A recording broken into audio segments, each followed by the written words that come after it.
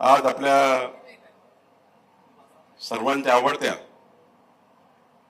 आणि महाराष्ट्राच्या 14 कोटी जनतेच्या मनात ज्यांच्याबद्दल अत्यंत आदरभाव आणि खरं तर एक मोठा आत्मसन्मान ज्यांच्याबद्दल आहे अशा आदरणीय महाराष्ट्राचे उपमुख्यमंत्री सुनेत्राताई पवारजी यांचा अर्ज भरण्याच्या या कार्यक्रमाला उपस्थित महाराष्ट्राचे पूर्व मुख्यमंत्री आणि आदरणीय राज्याचे उपमुख्यमंत्री शिवसेनेचे अध्यक्ष माननीय श्री एकनाथजी शिंदे साहेब, आपल्या पक्षाचे कार्याध्यक्ष माननीय प्रफुल्लभाई पटेलजी,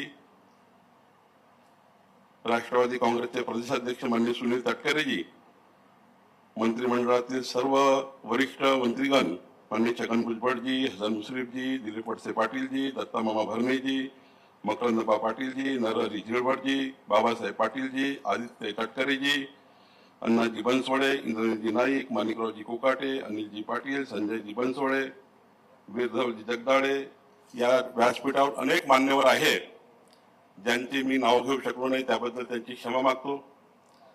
समोर अनेक मान्यवर बसलेले आहेत ज्यांची नाव घेऊ शकलो नाही. खरं तर मी तुमची सर्वांची क्षमा मागतो, आदरणीय सुनेत्राताईची क्षमा मागतो की मी नागपूरहून येता येता थोडा उशीर झाला आणि त्यामुळे शिंदे साहेबांच्या आधी मी पोहोचू शकलो नाही, त्यांची क्षमा मागतो. खरं तर या मंचावर उपस्थित अनेक मान्यवर आणि खरं तर आपल्या या आजच्या या ठिकाणी खरं तर ऐतिहासिक दिवस आहे की आज आमच्या सर्वांच्या आवडत्या ताई सुनेत्राताई आपला उमेदवारी अर्ज सादर करताय. महायुतीच्या नेत्या म्हणून आज त्यांचा आपण उमेदवारी अर्ज भरणार आहोत. खरं तर आज आपल्या सर्वांच्या हृदयावर ज्यांनी राज्य केलं असे महाराष्ट्राचे लोकनेते आणि विकास पुरुष ज्यांच्या शब्दाला राज्याच्या राजकारणामध्ये चांदण्यापासून बांधण्यापर्यंत वजन होतं आणि आपल्या सर्वांच्या मित्रत्वाची भावना ज्यांच्याबद्दल होती असे राज्याचे पूर्व उपमुख्यमंत्री आपल्या सर्वांच्या परिवाराचे घटक असलेले अजितदादा आज आपल्यात नाही आहे. मी त्यांच्या स्मृतीला वंदन करतो. खरं तर या ठिकाणी आजचा क्षण फार भावनिक आहे. आपल्या सर्वांच्या मनात एकच भावना आहे आणि स्वर्गीय अजितदादाची आठवण आजही आपल्या कुणाच्या मनातून जात नाहीये. पावला पावली अजितदादाची आठवण महाराष्ट्राच्या गडचिरोलीत गेलं तर गडचिरोलीत येतं, अमरावतीत गेलं तर अमरावतीमध्ये येतं. या महाराष्ट्राचा असा कुठला कानाकोपरा नाहीये ज्या ठिकाणी अजितदादा आपल्या सर्वांच्या या महाराष्ट्राच्या जनतेच्या मनात नाहीये. आणि म्हणून या ठिकाणी खरं तर ज्या बारामतीशी प्रत्येक परिवाराशी प्रत्येक युवकांशी या ठिकाणी बसलेल्या या बारामतीकरांच्या प्रत्येक जीवनाच्या निगडीमध्ये खरं तर अजितदादाचं घट्ट नातं या ठिकाणी आपल्या सर्वांना माहिती आहे. आणि खरं तर ही सर्व पोकळी कधीच या महाराष्ट्राच्या इतिहासातून निघून या ठिकाणी भरल्या जाणार नाही असं नेतृत्व आपल्यातून आज त्या ठिकाणी निघून गेलं. आणि म्हणून खऱ्या अर्थाने ज्या व्यक्तींनी आयुष्यभर बारामतीच्या जनतेकरता, शेतकऱ्यासाठी, तरुणासाठी आणि विकासाकरता झोकून दिलं अशा अजितदादांच्या अनुपस्थितीमध्ये आपण हा फॉर्म भरतोय. खरं तर हे महाराष्ट्राला अत्यंत एक जड मनाने स्वीकारावं लागत आहे. या ठिकाणी अजितदादांनी आपल्याला काही वेगळं सांगायची गरज नाही. व्यासपीठावरच्या अनेक नेत्यांनी मांडलंच आहे की या बारामतीकराकरता, पश्चिम महाराष्ट्राकरता, उत्तर महाराष्ट्राकरता आणि संपूर्ण महाराष्ट्राच्या शेवटच्या व्यक्तीला पाण्याचा थेंबानं थेंब आज जो मिळतोय याचं खरं कर्तृत्व कोणाचं आहे ते अजितदादाचं आहे. आणि म्हणून या ठिकाणी खऱ्या अर्थाने पाण्याच्या थेंबासाठी लढा देणारा व्यक्तिमत्व म्हणजे अजितदादा. या महाराष्ट्राचं कधीच शेतकरी विसरू शकणार नाही. शेतकऱ्याच्या शेतात जे पाणी आहे त्यात अजितदादामुळे आहे. आणि खऱ्या अर्थाने या अशा प्रसंगामध्ये या ठिकाणी आपल्या सर्वांच्या मनात समर्पणाची भावना आहे. आणि खरं तर आज मला या गोष्टीचा या ठिकाणी थोडा जळ मनाने आपण सर्व बसलेलो आहोत. आज आमच्या सुनेत्रा वहिनींनी ही निवडणूक लढवण्याची जबाबदारी घेतली. महाराष्ट्राचे उपमुख्यमंत्री म्हणून या ठिकाणी त्यांनी उपमुख्यमंत्रीपद स्वीकारलं. घरामध्ये एवढी मोठी घटना झाल्यावर, महाराष्ट्राचा एवढं मोठं दुःख असल्यावर त्यांनी या ठिकाणी खऱ्या अर्थाने त्यांनी या ठिकाणी आपल्याला आपल्या महाराष्ट्राकरता, महाराष्ट्राच्या 14 कोटी जनतेकरता, अजितदादाचे संकल्प आणि स्वप्न पूर्ण करण्याकरता या ठिकाणी आमच्या ताईंनी ही जबाबदारी स्वीकारली. मी महाराष्ट्राच्या जनतेमार्फत आदरणीय सुनेत्राताई आपले आभार मानतो की आपण महाराष्ट्राच्या विकासाकरता ही जबाबदारी स्वीकारली. आणि मला निश्चित मी या ठिकाणी सांगू शकतो की या महाराष्ट्राला पुढे नेण्याची ताकद माननीय देवेंद्रजी, एकनाथजी आपल्यासोबत, सुनेत्राताईची मजबूत ताकद आपल्यासोबत आहे. खऱ्या अर्थाने या ठिकाणी खऱ्या अर्थाने मला सुनेत्राताई, माझा फार परिचय तुमचा नव्हता, पण अजितदादाच्या आयुष्यामध्ये मी मागच्या 32 वर्षापासून आहे. माझे संबंध हे पारिवारिक आहेत आणि त्यामुळं खरं तर आता मी विधिमंडळामध्ये सुनेत्राताईंनी प्रवेश घेतल्यानंतर खरं तर तेव्हापासून मी बघतोय की माननीय सुनेत्राताईंनी आल्याबरोबर मंत्रिमंडळ आणि विधिमंडळ यावर खऱ्या अर्थाने एक अजितदादाची छाप पाडण्याचा प्रयत्न केला आहे.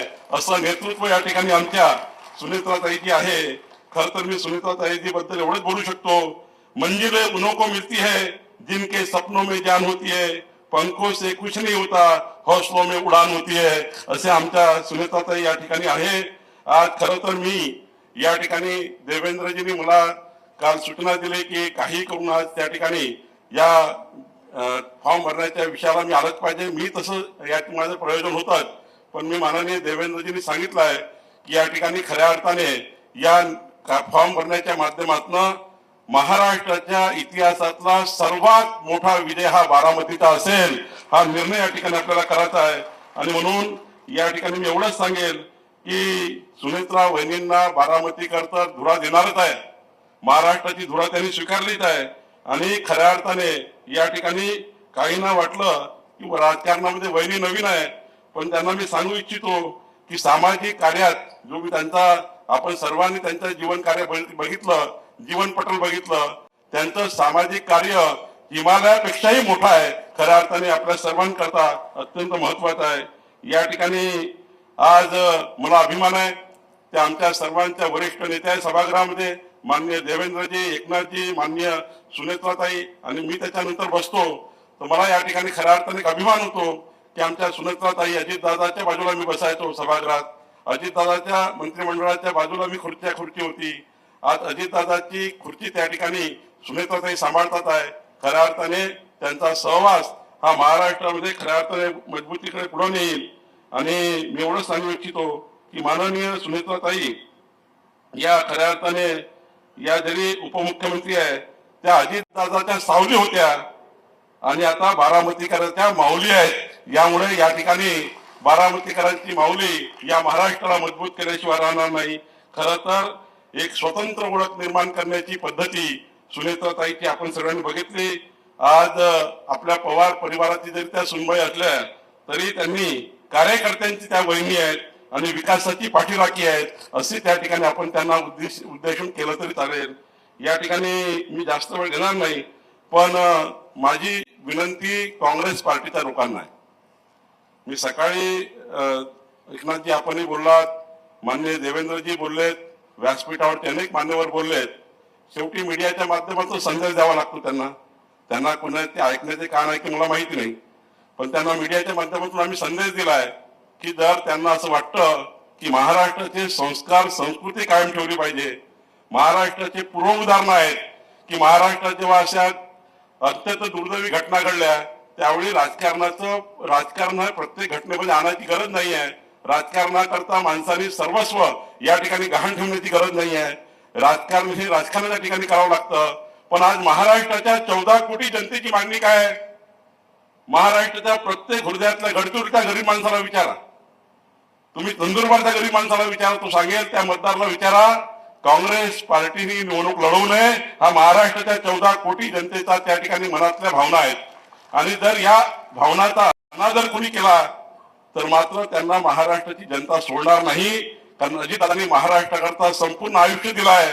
आणि म्हणून महाराष्ट्राची जनता हे आव्हान करताय काँग्रेसला की या ठिकाणी तुम्ही निवडणूक लढू नका.